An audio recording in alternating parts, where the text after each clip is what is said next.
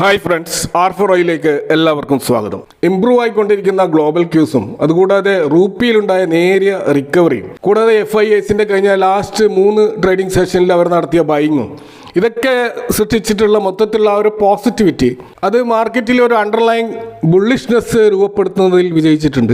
ഇന്ന് നിഫ്റ്റി അതിൻ്റെ പ്രധാനപ്പെട്ട റെസിസ്റ്റൻസ് ലെവലായിട്ടുള്ള 26,000 എന്ന ആ ഒരു കടമ്പ കടന്നുകൊണ്ട് അതൊരു സൈക്കോളജിക്കലായിട്ടുള്ള ഒരു റെസിസ്റ്റൻസ് കൂടിയാണ്.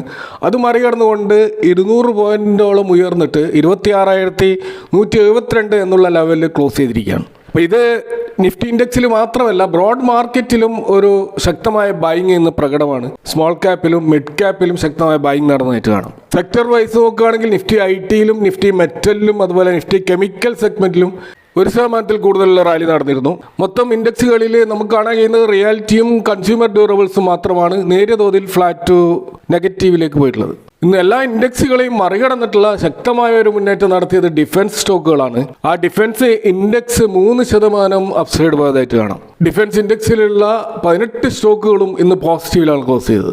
അതിൽ Cochin Shipyard, Solar Industries, Garden Reach Shipbuilders, Mazagon Dock, MTAR Tech പോലെയുള്ള സ്റ്റോക്കുകളിൽ 5% കൂടുതലുള്ള റാലി നടന്നു. അതുപോലെ BEML, Mishra Dhatu Nigam, Bharat Dynamics, Unimech, അതുപോലെ Paras Defence, Astra Micro Products പോലെയുള്ള ഡിഫൻസ് സ്റ്റോക്കുകളിൽ 3% കൂടുതലുള്ള ഒരു റാലി നടന്നതായിട്ട് കാണാം. ഇത് കൂടാതെ Dynamatic Technology, Data Patterns, Zen ടെക്നോളജീസിലൊക്കെ 2% കൂടുതൽ റാലിയും, അതേപോലെ HAL, BEL, Bharat Forge, Cyient, DLM പോലെയുള്ള സ്റ്റോക്കുകളിൽ 1% കൂടുതലുള്ള റാലിയും നടന്നു. അപ്പോൾ ഡിഫൻസ് സ്റ്റോക്കുകളിൽ ഈ രീതിയിൽ എല്ലാ സ്റ്റോക്കുകളിലും ഇങ്ങനെയുള്ള ഒരു സെക്ടർ വൈസ് റാലി നടക്കുന്നത് ഇത് കുറേ കാലത്തിന് ശേഷമാണ്. ഇപ്പോൾ ചില റിപ്പോർട്ടുകളുടെ അടിസ്ഥാനത്തിൽ നമുക്ക് കാണാൻ കഴിയുന്നത് aircraft, missiles, ship, armour, radars, electronic warfare, avionics ഈ മേഖലകളിലൊക്കെയുള്ള ഇറക്കുമതി കുറച്ചുകൊണ്ട് ഡൊമസ്റ്റിക് മാനുഫാക്ചറിങ് ഇംപ്രൂവ് ചെയ്യാനുള്ള ഇന്ത്യൻ ഗവൺമെൻറ്റിൻ്റെ ആ ഒരു പോളിസി അത് ഓൾറെഡി നടപ്പിലാക്കിക്കൊണ്ടേയിരിക്കുകയാണ്. അപ്പോൾ അതിനെ കുറച്ചുകൂടി ആക്സിലറേറ്റ് ചെയ്യുന്നതിനുള്ള നയങ്ങൾ കൂടി ഇപ്പോൾ വന്നുകൊണ്ടിരിക്കുകയാണ്.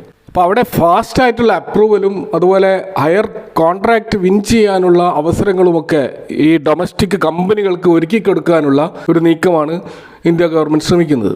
അപ്പോൾ ഇതിനു വേണ്ടിയിട്ട് പ്രൊക്യൂർമെൻറ്റ് ടൈം ലൈൻസ് അത് കുറച്ചുകൂടി ഷോർട്ടൺ ചെയ്തുകൊണ്ട് ഇപ്പോൾ 96 വീക്കാണ് ഒരു പ്രൊക്യൂർമെൻറ്റ് കംപ്ലീറ്റ് ആകാൻ എടുത്തിരുന്നത്. അത് 24 വീക്കായിട്ട് കുറഞ്ഞിട്ടുണ്ടെന്നാണ് റിപ്പോർട്ടുകൾ സൂചിപ്പിക്കുന്നത്. ഓർഡറുകൾ ക്ലയൻറ്റുകൾക്ക് നൽകാനുള്ള ആ ഒരു എക്സിക്യൂഷൻ എഫിഷ്യൻസി അത് വർദ്ധിപ്പിക്കാൻ സാധിച്ചിട്ടുണ്ട്. അതേപോലെ തന്നെ വർക്കിംഗ് ക്യാപിറ്റൽ വർദ്ധിക്കുന്നത് കൊണ്ടുണ്ടാകുന്ന ആ ഒരു സ്ട്രെസ്സ് കമ്പനികളിൽ ഒഴിവായിക്കൊണ്ടിരിക്കുകയും ചെയ്യുന്നുണ്ട് എന്നാണ് റിപ്പോർട്ടുകൾ നൽകുന്ന സൂചന. അപ്പോൾ അതുകൊണ്ട് തന്നെ വളരെ പോസിറ്റീവായിട്ടുള്ള ഓർഡറുകൾ ഈ ഡിഫൻസ് സെഗ്മെൻറ്റിലുള്ള പ്രൈവറ്റ് സെക്ടറിലായാലും PSU സെഗ്മെൻറ്റിലുള്ള സ്റ്റോക്കുകളിലും ലഭിച്ചുകൊണ്ടിരിക്കാനുള്ള സാധ്യതകളാണ് റിപ്പോർട്ടുകൾ മുന്നോട്ട് വെക്കുന്നത്. ഇപ്പോൾ GDPയുടെ ഏകദേശം 2.5% ആണ് ഇന്ത്യയുടെ ഡിഫൻസ് ബഡ്ജറ്റ് എന്ന് പറയുന്നത്. അതുപോലെ ഡിഫൻസ് പ്രൊക്യൂർമെൻറ്റിൻ്റെ ആ ഒരു ഗ്രോത്ത് 18% CAGR-ലാണ് ഗ്രോ ചെയ്യുന്നത്.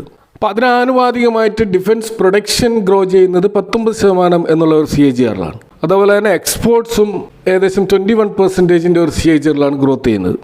ഇതാണ് FY 25 to 30 വരെയുള്ള ആ 5 വർഷത്തെ ഒരു ടാർഗറ്റ്. ഈ രീതിയിലുള്ള ഒരു ഗ്രോത്താണ്. അപ്പോൾ അതുകൊണ്ട് തന്നെ അടുത്തൊരു 5 വർഷം 10 ലക്ഷം കോടിയുടെ ഡിഫൻസ് ഓർഡറാണ് ഇന്ത്യൻ ഡൊമസ്റ്റിക് ഡിഫൻസ് കമ്പനികൾക്ക് ലഭിക്കുമെന്ന് പല റിപ്പോർട്ടുകൾ സൂചിപ്പിക്കുന്നത്.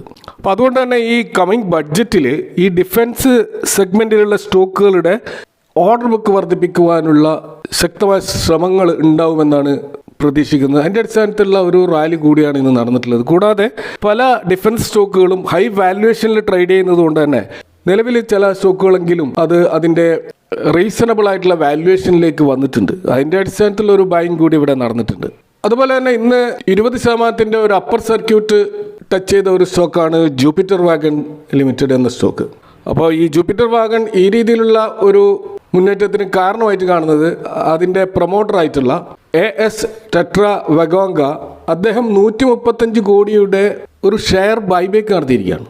ഏകദേശം 27.8 ലക്ഷം കോടിയുടെ ഷെയറുകളാണ് അദ്ദേഹം ഇങ്ങനെ വാങ്ങിയിട്ടുള്ളത്. അങ്ങനെ 0.55% ഒരു സ്റ്റേക്ക് ഇദ്ദേഹം കൂടുതലായിട്ട് ഈ ജൂപ്പിറ്റർ വാഗണിൽ നേടിയിരിക്കുകയാണ്. അപ്പോൾ ഓവറോൾ പ്രൊമോട്ടർ ഷെയർ ഇപ്പോൾ 68.58 എന്ന ലെവലിലാണ് ഉണ്ടായിട്ടുള്ളത്. അപ്പോൾ ഈ സ്റ്റോക്കിൽ Karishma goods private limited, Jupiter metal spring private limited, Aneesh consultants and credit private limited ഇതൊക്കെയാണ് പ്രധാനപ്പെട്ട പ്രൊമോട്ടേഴ്സ്. ഇതിൽ ഇൻസ്റ്റിറ്റ്യൂഷണൽ ഇൻവെസ്റ്റേഴ്സിൻ്റെ ഹോൾഡിംഗ് 5% മാത്രമേ ഉള്ളൂ. ബാക്കിയുള്ളത് പബ്ലിക് ഹോൾഡിംഗ് ആണ് 26%. അപ്പോൾ സ്വാഭാവികമായിട്ടും പ്രൊമോട്ടേഴ്സ് അവരുടെ ഹോൾഡിംഗ് ഇൻക്രീസ് ചെയ്യുമ്പോൾ ആ സ്റ്റോക്കിൽ തീർച്ചയായിട്ടും ഇൻവെസ്റ്റേഴ്സ് കോൺഫിഡൻസ് വർദ്ധിക്കും. അതിൻ്റെ അടിസ്ഥാനത്തിലുള്ള ഒരു ബൈങ് ആണ് ഇപ്പോൾ പ്രകടമായിട്ടുള്ളത്. ഈ സ്റ്റോക്ക് അതിൻ്റെ 52 വീക്ക് ഹൈയിൽ നിന്നും 42% താഴത്തേക്ക് വന്ന ഒരു സ്റ്റോക്കാണെന്ന് കൂടി ഓർക്കണം. സ്റ്റോക്കിൻ്റെ PE ഇപ്പോൾ 47 എന്നുള്ള ലെവലിലാണ്. ഇൻഡസ്ട്രി PE ഏകദേശം അതേ ലെവലാണ്, 46.5. അതേപോലെ ഇതിൻ്റെ 3 വർഷത്തെ ഒരു മീഡിയം PE നോക്കുകയാണെങ്കിൽ 51 മുകളിലുണ്ടായിരുന്നു. അപ്പോൾ അങ്ങനെ നോക്കുമ്പോൾ നിലവിൽ ആപേക്ഷികമായിട്ട് നോക്കുമ്പോൾ സ്റ്റോക്ക് PE റീസണബിൾ ആണ്. കൂടാതെ കഴിഞ്ഞ ക്വാർട്ടർ ഓൺ ക്വാർട്ടറിലുള്ള സെയിൽസും പ്രോഫിറ്റും വർദ്ധിച്ചതായിട്ടും നമുക്ക് കാണാൻ കഴിയും. അപ്പോൾ ഈ സ്റ്റോക്കിൻ്റെ ഒരു ടെക്നിക്കൽസ് നമ്മൾ നോക്കിക്കഴിഞ്ഞാൽ ഇതിൻ്റെ ഒരു ഇമ്മീഡിയറ്റ് റെസിസ്റ്റൻസ് കാണുന്നത് ഇപ്പോൾ ഈ ഒരു ലെവലിനടുത്താണ്. അപ്പോൾ ഇപ്പോൾ 312 എന്ന ലെവൽ, അത് 314 ഒരു ഇമ്മീഡിയറ്റ് റെസിസ്റ്റൻസ്. അപ്പോൾ ആ ലെവൽ ബ്രേക്ക് ചെയ്യുമോ എന്നാണ് കാര്യമായിട്ട് നോക്കേണ്ടത്. ഇപ്പോൾ ഈ അപ്പർ സർക്യൂട്ട് ആയതുകൊണ്ട് തീർച്ചയായിട്ടും അവിടെ അടുത്ത ദിവസങ്ങളിൽ ഏതെങ്കിലും വിധത്തിലുള്ള ഹെവി സെല്ലിംഗ് ഉണ്ടാകുമോ എന്നും കൂടി നമുക്ക് പറയാനാവില്ല. അപ്പോൾ ഈ ഒരു ലെവൽ ബ്രേക്ക് ചെയ്യുകയാണെങ്കിൽ 342 അടുത്ത ഒരു റെസിസ്റ്റൻസ് ലെവലായിട്ട് കാണുന്നത്. അപ്പോൾ ഇപ്പോഴുള്ള ഈ ഒരു മൂവ് ഇപ്പോൾ വരാൻ പോകുന്ന റെയിൽവേ ബഡ്ജറ്റുമായി ബന്ധപ്പെട്ട് ഈ സ്റ്റോക്കിൽ ഉണ്ടായേക്കാവുന്ന ഒരു സ്പെക്കുലേഷൻ്റെ അടിസ്ഥാനത്തിലായിരിക്കാം ചിലപ്പോൾ. ഒരു പക്ഷേ ഒരു കമ്പനിയുടെ ഇൻറ്റേർണൽ കാര്യങ്ങൾ ഏറ്റവും കൂടുതൽ അറിയുന്നത് പ്രൊമോട്ടർ ആയതുകൊണ്ട് തന്നെ പ്രൊമോട്ടേഴ്സ് ഇത്തരം കാര്യങ്ങൾ മുൻകൂട്ടി അറിഞ്ഞുകൊണ്ട് ചിലപ്പോൾ ബൈങ് വർദ്ധിപ്പിച്ചേക്കാം. ഏതായാലും ഈ പറയുന്ന ഇതിൻ്റെ ലെവലുകൾ വാച്ച് ചെയ്യുക. കൂടാതെ റെയിൽവേ ബഡ്ജറ്റുമായി ബന്ധപ്പെട്ട് വരുന്ന വാർത്തകളും നിരീക്ഷിച്ചുകൊണ്ട് ഈ സ്റ്റോക്കിനെ ട്രാക്ക് ചെയ്യുന്നതായിരിക്കും ഏറ്റവും നല്ലതെന്ന് തോന്നുന്നു. ഇന്ന് ട്രേഡിംഗ് ഹാൾട്ട് നേരിട്ട ഒരു സ്റ്റോക്കാണ് റിലയൻസ് ഇൻഫ്ര. അതിൽ ട്രേഡ് ചെയ്യാൻ പറ്റാത്ത രീതിയിലുള്ള അവസ്ഥയിലേക്ക് എത്തിയിരിക്കുകയാണ്. അത് കണ്ടിന്യൂസ് ആയിട്ട് കഴിഞ്ഞ കുറേ ദിവസങ്ങളിലായിട്ട് അപ്പർ സർക്യൂട്ടിലായിരുന്നു. അതുകൊണ്ട് തന്നെ ഇതിൻ്റെ സർക്യൂട്ട് അടിക്കുന്ന ആ ഒരു ബാൻഡ് 5% കുറച്ചിട്ടുണ്ട്. അപ്പോൾ ASM ലിസ്റ്റിലുള്ള ഈ ഒരു സ്റ്റോക്ക് ഇത് വളരെയധികം ഗവേണൻസ് ഇഷ്യൂ ഉള്ള ഒരു സ്റ്റോക്ക് കൂടിയാണ് നമ്മൾ ഓർക്കണം. അപ്പോൾ ഇതിൻ്റെ ഇൻസോൾവൻസി ആൻഡ് ബാങ്ക്രപ്സി കോഡ് പ്രകാരമുള്ള ഒരു ഇൻസോൾവൻസി പ്രോസസ്സിലൂടെ കടന്നതാണ്. ഇൻസോൾവൻസി എന്ന് പറയുമ്പോൾ പാപ്പരാകുന്ന പ്രോസസ്സിലൂടെയാണ് ഇത് പോയിക്കൊണ്ടിരിക്കുന്നത്. മെയ് 2025 ഈ സ്റ്റോക്ക് നല്ലൊരു ഹൈ ക്രിയേറ്റ് ചെയ്തതായിരുന്നു. 400 മുകളിലൊക്കെ അതിൻ്റെ പ്രൈസ് പോയിരുന്നു. എന്നാൽ ആ സമയത്താണ് IDBI ട്രസ്റ്റിഷിപ്പ് ഈ സ്റ്റോക്കിനെതിരെ അല്ലെങ്കിൽ ഈ കമ്പനിക്കെതിരെ ഒരു ഇൻസോൾവൻസി ഫയൽ ചെയ്യുന്നത്. അതായത് അവരുടെ ഒരു പേയ്മെൻറ്റ് 90 കോടിയുടെ ഒരു പേയ്മെൻറ്റ് ഇവർ ഡിഫോൾട്ട് ചെയ്തതാണ് ഇൻസോൾവൻസി ഫയൽ ചെയ്യാൻ കാരണം. അപ്പോൾ നാഷണൽ കമ്പനി ലോ ട്രിബ്യൂണൽ ഇതിൻ്റെ ഒരു വിശദീകരണം റിലയൻസിനോട് ചോദിക്കുകയും എന്നാൽ റിലയൻസ് ഈ ഒരു 90 കോടി അടച്ചുകൊണ്ട് ആ പ്രശ്നം സോൾവ് ചെയ്യും, തൽക്കാലം ഇൻസോൾവൻസി സ്റ്റേ ചെയ്യുകയും ചെയ്തിരുന്നു. റിലയൻസ് ഇൻഫ്ര ഫ്രീ ആയെങ്കിലും ഇതിൻ്റെ ഒരു സബ്സിഡിയറി കമ്പനി ആയിട്ടുള്ള SCU toll road private limited എന്ന സ്റ്റോക്കിലും ഇതേപോലെ ഡിഫോൾട്ട് ആരോപണം വന്നു. 358 കോടിയുടെ കുറച്ചുകൂടി വലിയ ഒരു കേസാണ് വന്നത്. അപ്പോൾ അതിൻ്റെ ഒരു ഇൻസോൾവൻസിയും ഇത് നേരിട്ടുകൊണ്ടിരിക്കുകയാണ്. ഇതുകൂടാതെ ഈ അടുത്ത കാലത്ത് EDയും സെബിയുടെയും ഒക്കെ ആക്ഷൻ ഈ കമ്പനിക്കെതിരെ വന്നു. അപ്പോൾ ഇതിൻ്റെ പഴയ റിലയൻസ് ഗ്രൂപ്പുമായി ബന്ധപ്പെട്ടിട്ടുള്ള ഇൻവെസ്റ്റിഗേഷനും നടന്നുകൊണ്ടേയിരിക്കുന്ന ഒരു സ്റ്റോക്കാണ്. അതുകൊണ്ട് തന്നെ വളരെയധികം റിസ്കി ആയിട്ടുള്ള ഒരു സ്റ്റോക്ക് ആയതുകൊണ്ട് തന്നെ ഇതിൻ്റെ അപ്പ് ആൻഡ് ഡൗൺസ് ഒക്കെ വലിയ തോതിൽ അപ്പാവുകയും വലിയ തോതിൽ തന്നെ താഴത്തേക്ക് വരികയും ചെയ്യുന്ന ഒരു സ്റ്റോക്ക് എന്നുള്ള നിലയ്ക്ക് ഈ സ്റ്റോക്കിൽ നിന്ന് വിട്ടുവെക്കുന്നതായിരിക്കും ഏറ്റവും നല്ലത് എന്ന് തോന്നുന്നു. ഇനി മറ്റൊരു സ്റ്റോക്കിൽ നിന്ന് 10% കൂടുതൽ റാലി നടന്നത് രാജേഷ് എക്സ്പോർട്സ് ആണ്. അങ്ങനെ രാജേഷ് എക്സ്പോർട്സ് എന്ന് പറയുന്നത് ഇൻവെസ്റ്റേഴ്സിൻ്റെ വെൽത്ത് കഴിഞ്ഞ ഏകദേശം 2 വർഷത്തിൽ കൂടുതലായിട്ട് വലിയ തോതിൽ ഡിസ്ട്രോയ് ചെയ്ത ഒരു സ്റ്റോക്കാണ്. 800 എന്ന ലെവലൊക്കെ ടച്ച് ചെയ്ത ലെവലിൽ നിന്നാണ് ഈ സ്റ്റോക്ക് തകർന്നടിഞ്ഞിട്ട് 150 ലെവലിലൊക്കെ വന്നത്. അപ്പോൾ ഈ കമ്പനിക്കെതിരെയുള്ള കാര്യമായ ഒരു ആരോപണം ഇവരുടെ ട്രാൻസ്പെറൻസി ഇല്ലാത്തതാണ്. അതായത് കൃത്യമായ ഏർണിംഗ് കോൾസോ അതേപോലെ കൃത്യമായിട്ടുള്ള ഫയലിംഗ് എക്സ്ചേഞ്ച് ഫയലിംഗ് നടത്താതെ അല്ലെങ്കിൽ ഇൻവെസ്റ്റേഴ്സിനെ മീറ്റ് ചെയ്യാതെയുള്ള മീറ്റിങ്ങുകൾ കൃത്യമായി നടത്താതെയുള്ള അത്തരത്തിലുള്ള ഗവേണൻസ് ഇഷ്യൂ ഉള്ള ഒരു സ്റ്റോക്ക് കൂടിയാണ് രാജേഷ് എക്സ്പോർട്സ്.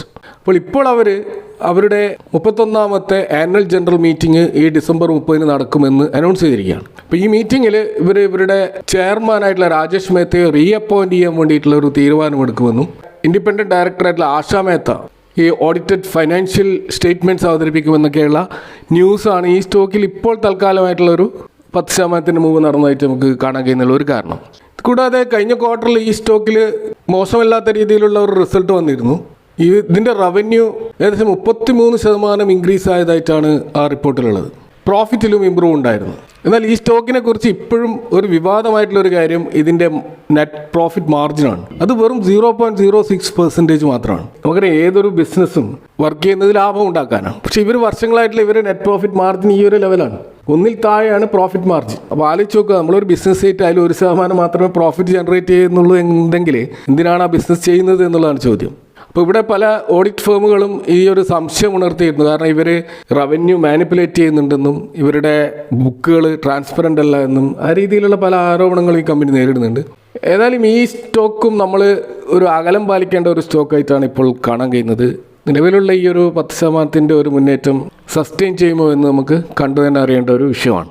അപ്പോൾ ഇതൊക്കെയാണ് ഇന്നത്തെ മാർക്കറ്റുമായി ബന്ധപ്പെട്ട് നിങ്ങളുമായിട്ട് ഷെയർ ചെയ്യാനുള്ളത്. ഈ വിഷയങ്ങളുമായി ബന്ധപ്പെട്ട നിങ്ങളുടെ അഭിപ്രായങ്ങളും കമൻറ്റുകൾ അറിയിക്കുക. Thank for watching. See next time with another video.